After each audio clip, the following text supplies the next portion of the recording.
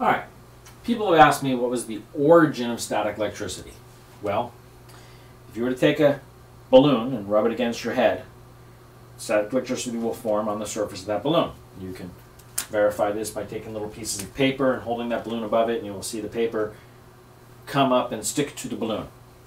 Now you can do the same thing if you happen to have a glass rod, but not a lot of people have glass rods lying around. It's much easier to go to the store and find a latex balloon. You can find like a box of them at the 99-cent store. But if you were to take a glass rod and you were to rub it with a damp rag and hold it with usually a rubber glove, because if you hold it with your hand, you will short to earth, and hence you won't generate static electricity. You won't quarantine the static electricity. But if you were to rub it, you could do the same thing, hold that glass rod and do the same thing. It's a lot easier with a balloon. Now, the other type stuff is brush discharge static electricity. That can be done if you take the same balloon on a dry day, let the wind blow, and then walk over and you can do the same thing with the piece of paper. Now, the environment has to be correct, which is why rubbing it on your head, you're kind of manipulating it. But if you have a large enough structure, like the Great Giza Pyramid, just the wind blowing every day across the rough surface of the structure is enough to create a little bit of brush discharge static electricity. Now it's a little bit over a large volume of area. Got to remember, this thing is, if it was allowed to go up to its peak, it would be 480 feet, but it's actually 450 feet. And that is because the top of the structure is intentionally neutered to not allow that static electricity to vent off into the higher altitudes. And the barrier at the 35th level is designed to quarantine it, just like you would when you're holding that glass rod with a rubber glove. Keeps that static electricity from venting down to ground. It creates a resistance barrier that would be like your resistor, just like the rubber glove, to quarantine the static electricity to the surface of the structure.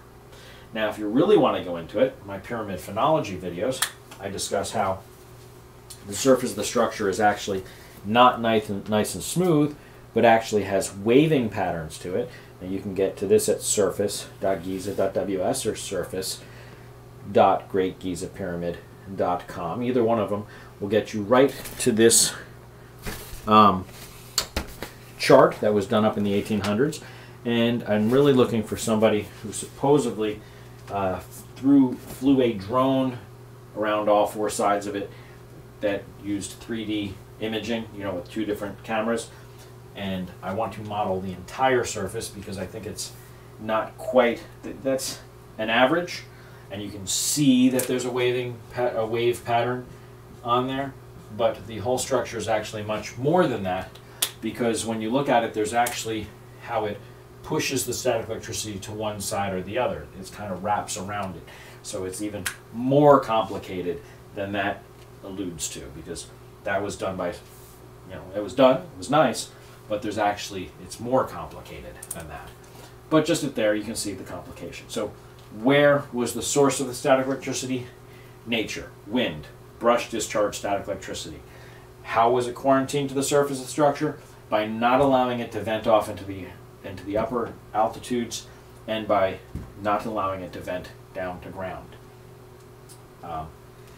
That's your source. There's your Van de Graaff generator by natural electricity. So it's much better than a big, huge rubber band pulling it from ground, pulling it up to there. The way that we do it nowadays, where people walk over and touch it and their hair stands up on end, this is it. If you were to knock the antenna off the top, climb the side of the structure, your hair would stand up on end. You'd be standing there with like, yay, I'm standing here with my hair standing up on end. Because I'm standing on the surface of a big, huge Van de Graaff generator that people long before Faraday was playing with his rods and Tesla and Edison were playing with their electricity, these guys knew how to quarantine static electricity. Now, I'm going to suggest to you they knew how to play with it, tap it, and pull it out of the system too, but those are other videos.